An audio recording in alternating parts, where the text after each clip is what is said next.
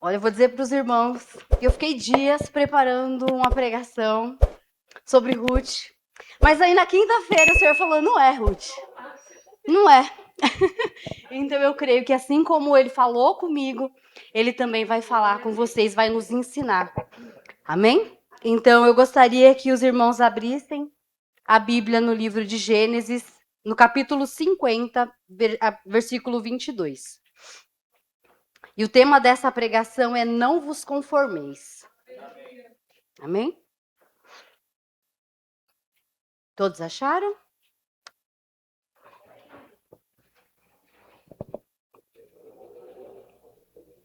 Gênesis, capítulo 50, versículo 22. Eu vou ler do 22 ao 26. José, pois, habitou no Egito, ele e a casa de seu pai. E viveu José 110 anos. E viu José os filhos de Efraim, da terceira geração, também os filhos de Maquir, filho de Manassés, nasceram sobre os joelhos de José. E disse José aos seus irmãos: Eu morro, mas Deus certamente vos visitará e vos fará subir desta terra, a terra que jurou a Abraão, a Isaque e a Jacó. E José fez jurar os filhos de Israel, dizendo: Certamente vos visitará Deus, e fareis transportar os meus ossos daqui. E morreu José, da idade de 110 anos, e o embalsamaram e o puseram num caixão no Egito. Agora a gente vai pular lá para Êxodo, capítulo 1, versículos do 6 ao 8. Só uma paginazinha aí do ladinho. E faleceu José e todos os seus irmãos, e toda aquela geração. E os filhos de Israel frutificaram, aumentaram muito e multiplicaram-se, e foram fortalecidos grandemente, de maneira que a terra se encheu deles. E levantou-se um novo rei sobre o Egito que não conhecera José. A gente vai parar por aqui. Eu gostaria de fazer uma análise com os irmãos. Daqui a pouco vocês vão entender onde eu quero chegar. A gente sabe que o José, ele, através de um plano de Deus, ele foi parar no Egito, ele se tornou governador e ele trouxe os seus irmãos para o Egito porque haveria ali um tempo de fome, de escassez. Então Deus, para poupar, para guardar, para preservar o povo de Israel, preparou todo esse plano, todo esse projeto foi feito. E então o povo veio para o Egito e foi cuidado por José. Só que quando o povo chegou ali, a fome duraria apenas 5 anos. E mais de 100 anos haviam se passado e o povo continuou ali no Egito. E aí a pergunta que eu me fiz é: por que eles não foram embora? Deus não havia prometido para eles uma terra boa, que mana leite e mel. Não falaram para eles que eles deveriam peregrinar pela terra de Canaã. Deus não deu uma ordem para Abraão, para Isaac e para Jacó? Então eu me fiz essa pergunta: os 5 anos de fome já acabou. O que eles estavam fazendo ali ainda? Por que eles não foram embora? E aí uma das coisas que veio à minha mente é talvez porque eles já estavam acostumados. O tempo foi passando, eles se acostumaram com o conforto, com a alimentação, de repente começaram a fazer amizades com os egípcios, eles se acostumaram com aquela vida ali. A gente encontra em Gênesis 45, 11, Deus falando sobre isso. Obrigada. Para Abraão, ele diz em Gênesis 45, 11, assim: E ali te sustentarei, porque aí... Opa, desculpa, essa aqui é a parte de José. A parte que Deus fala a Abraão. Então disse a Abraão: Saibas de certo que peregrina será a tua descendência em terra alheia, e será reduzida à escravidão, e será afligida por 400 anos. 400 anos era o tempo que aquele povo ia ser afligido. Mas e o tempo que eles já estavam lá? E o que eu quero trazer para os irmãos, que de repente os irmãos estão se perguntando, mas tá, eu não sou do povo de Israel, eu não sou escravo, o que isso tem a ver comigo? Nós, nessa terra, nós também somos peregrinos, nós não pertencemos a esse lugar. Nós estamos aqui de passagem. O problema é, se nós, como aquele povo, nos acostumarmos com essa terra, esse é o perigo. Porque o povo, eles não eram escravos até então. Enquanto José estava vivo, durante todos aqueles anos eles eram livres. Eles deveriam ser um povo separado para Deus, sem idolatria, sem sacrifícios a ídolos. Era para eles ser um povo diferente. Mas eles não foram embora. A Bíblia não conta o porquê. Mas se a gente for ver toda a história, o povo realmente estava acostumado.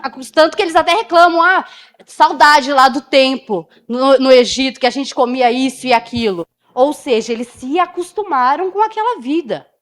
Então nós temos que tomar esse cuidado também. Porque como peregrinos nessa terra, a gente não pode se acostumar com os costumes dessa terra. Se a gente for parar para pensar, cada ano que passa, o pecado tem se tornado cada vez mais normal. Tem nada a ver. Tem nada a ver. Se a gente for parar para ver a história, eu fui até pesquisar. Vocês sabiam que o primeiro beijo em uma cena de filme só aconteceu no ano de 1896? Antes era um escândalo.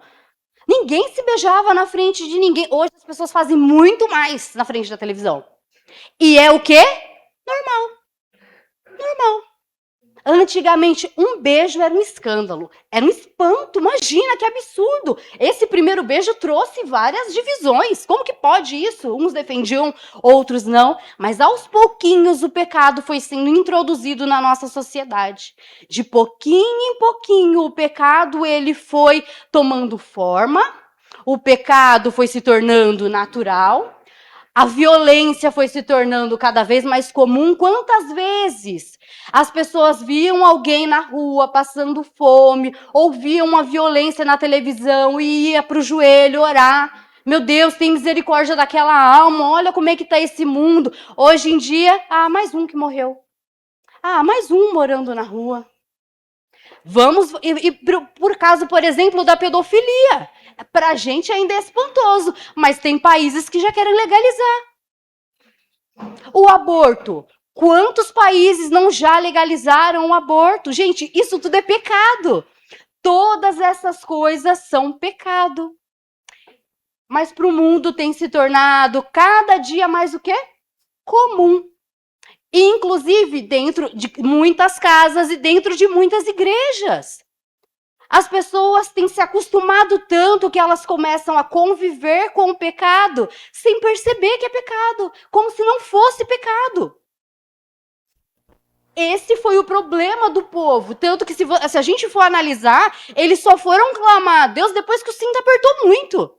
Por que eles não clamaram a Deus antes? Será que eles não tinham vida de comunhão com Deus? Será que eles não estavam andando de acordo com as leis de Deus que Deus havia deixado para eles?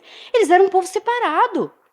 Deus havia deixado para eles mandamentos ou não? Assim como deixou para nós, através da pessoa do Senhor Jesus. A gente não vive mais na lei do antigo, mas a gente vive na lei de Cristo, a nova lei, a lei da liberdade. Mas essa lei da liberdade não é lei de liberdade para pecar. É lei justamente para ser livre da escravidão do pecado. Só que o mundo quer fazer com que a gente se acostume com ele. Com que a gente se acostume com a maldade, com que a gente se acostume com o egoísmo, com que a gente se acostume com a violência, com a fome, com as crianças sendo maltratadas. Não pode ser mais um aos nossos olhos. Mas é isso que o mundo, de pouquinho em pouquinho, tem tentado fazer na nossa vida, como fez com aquele povo. A ponto deles, enquanto ainda livres, não quererem ir embora. Continuarem ali. Fizeram suas amizades, criaram seus hábitos e costumes e ali continuaram.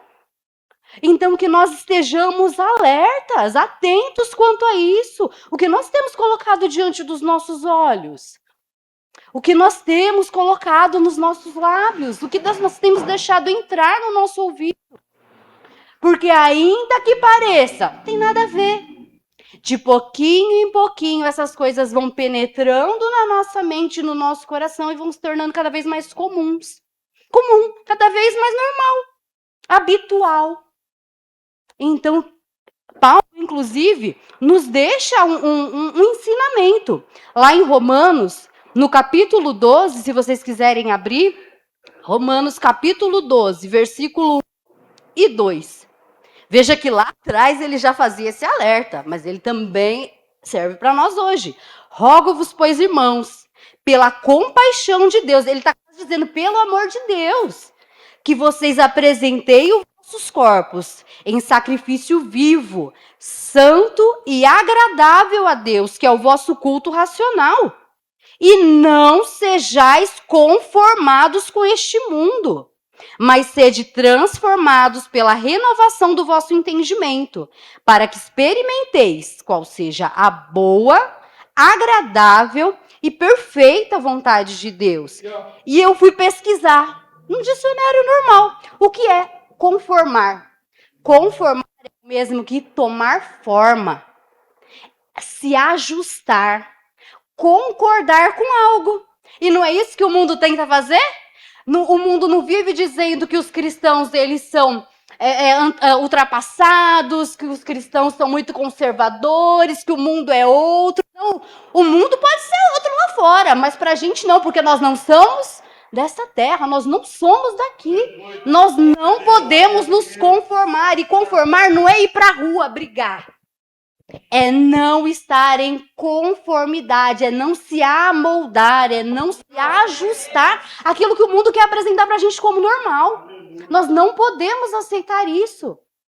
O nosso corpo tem que ser sacrifício vivo, santo e agradável a Deus. E como que a gente renova o nosso entendimento? Por meio da palavra de Deus. Por meio das santas escrituras. Pode ver, a palavra de Deus, ela não se renova a cada dia? Hoje a gente lê um texto, a gente entende uma coisa. Amanhã a gente pode ler o mesmo texto. Puxa, meu Deus, como eu não vi isso antes. Não sei se já aconteceu com os irmãos, mas é assim, não é? Porque a palavra de Deus se renova e ela renova o nosso entendimento também. Então é importante que a gente se amolde a Cristo e não ao mundo. Não podemos andar de conformidade com o mundo. Então que a gente use a lição do povo de Israel como um alerta para nós. Somos livres. Em Cristo nós somos livres. Não se deixe tornar escravo do mundo. Não nos tornemos escravos. Não vamos aceitar que eles tentem nos ajustar à cultura, aos costumes, ao que eles acham que é justo. Porque hoje em dia o pecado é que é errado e o errado é que é o certo. A gente não pode nos ajustar a isso. Amém, igreja? E para finalizar, 1 Tessalonicenses, capítulo 5, versículo 23. E o mesmo Deus de paz vos santifique em tudo, e todo o vosso espírito e alma e corpo sejam plenamente conservados, irrepreensíveis para a vinda de nosso Senhor Jesus Cristo. Amém? O que nós precisamos fazer, então, é nos amoldar ao mundo? É nos conservar. Não importa que digam que os conservadores são ultrapassados. Jesus fala pra gente se conservar. Não importa o quanto o mundo fale que temos que evoluir, temos que pensar diferente, vamos mudar a Bíblia porque ela é ultrapassada. Não, vamos nos manter conservados, porque essa é a ordem do nosso Deus, aguardando a vinda do nosso Senhor. Amém?